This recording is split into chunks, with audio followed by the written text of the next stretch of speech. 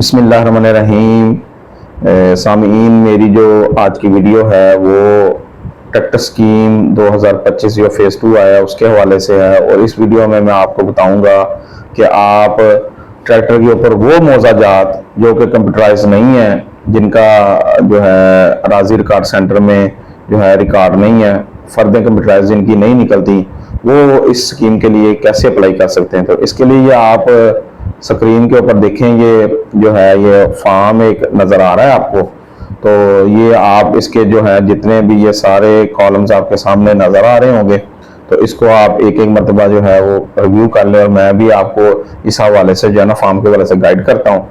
तो इसमें जो है फॉर्म में आप देख रहे हैं कि वज़ीर आला पंजाब ग्रीन ट्रैक्टर प्रोग्राम 2025 लिखा हुआ है, हुकूमत पंजाब की तरफ से ये आया प्रोग्राम। तो इसमें जो है ये फॉर्म उन जिम्मेदारों के बारे से है जिनकी जो मौजा है वो कंप्यूटराइज नहीं है। तो इसमें सबसे ऊपर आपने काश्तकार का नाम है, फिर उसकी बल्दियत लिखी हुई है, और इसके बाद जो है आपने मुस्तकिल पता जो है दर्ज करना है। इसके बाद उसका शनाख्ती कार्ड है, उसकी जो है कॉपी जो है वो एक्सपायर नहीं होनी चाहिए, इसलिए लिखा हुआ करामत शनाख्ती कार्ड की कॉपी लाफ करें।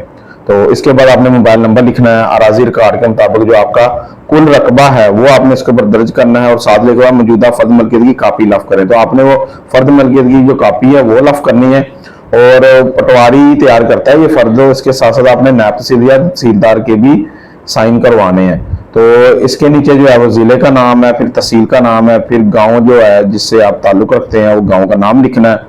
तो आगे नीचे लिखा हुआ फात पाने की सूरत में वारिस का नाम भी, जो नेक्स्ट ऑफ किन जिसे कहते हैं, जैसे हम बैंक में अकाउंट खुलवाते हैं तो वो एक और नाम मांगते हैं कि आप नेक्स्ट ऑफ किन भी लिख दें, तो वो नीचे एक नेक्स्ट ऑफ किन लिख देना आपने। तो ट्रैक्टर का इंतखाब लिखा होगा, इसमें आपने कंपनी का नाम लिख लेना, मेक ब्रांड, और इसका मॉडल का नाम लिख देना फिर आपने, और उसकी हार्स पावर लिख देनी है। नीचे जो है क्वाइतो ज़ाबित लिखे हुए हैं कि दरखास्त देनदार किसान का सुबह पंजाब का रहायशी होना जरूरी है। इसके अलावा जो है दरखास्त देनदार किसान का मुंडाई शनाख्ती कार्ड करामद होना, यानी कि वो एक्सपायर नहीं होना चाहिए। और तीसरा लिखा हुआ जी दरखास्त देनदार के पास कम से कम 7 एकड़ या इससे ज्यादा राजी रकबे की तस्दीक शुदा मलकियत होना लाजमी है। और एंड पे लिखा हुआ है वो दरखास्त दहिंदगान जिन्होंने गुज़िश्ता फेज 1 में या गंदमी नामी स्कीम के तहत सब्सिडी ट्रैक्टर हासिल किया हो, दरखास्त देने की आयन नहीं है। इसमें यह है कि पहले स्कीम फेज 1 आया तो उसमें गवर्नमेंट ने ना जिम्मेदारों को फ्री ट्रैक्टर 10 लाख दिया था, तो पिछले साल। तो इसके वो वाले जिम्मेदार भी अप्लाई नहीं कर सकते, और उसके बाद जिम्मेदारों को गंदम का रेट कम मिला है, तो उसमें जो है ना उस वजह से गवर्नमेंट ने ना जिम्मेदारों को फ्री ट्रैक्टर स्कीम दी थी, उसे वीट इंसेंटिव प्रोग्राम कहते हैं, तो गंदम इनामी प्रोग्राम। तो इस वो भी जिन जिम्मेदारों को मिले वो भी इस स्कीम में अप्लाई नहीं कर सकते। ये फॉर्म आप देख सकते हैं स्क्रीन के ऊपर मौजूद है, तो इस फॉर्म के तहत ही आपने अप्लाई करना है। और आपने आपके जो दफातर मौजूद हैं तहसील लेवल पे एग्रीकल्चर डिपार्टमेंट के, तो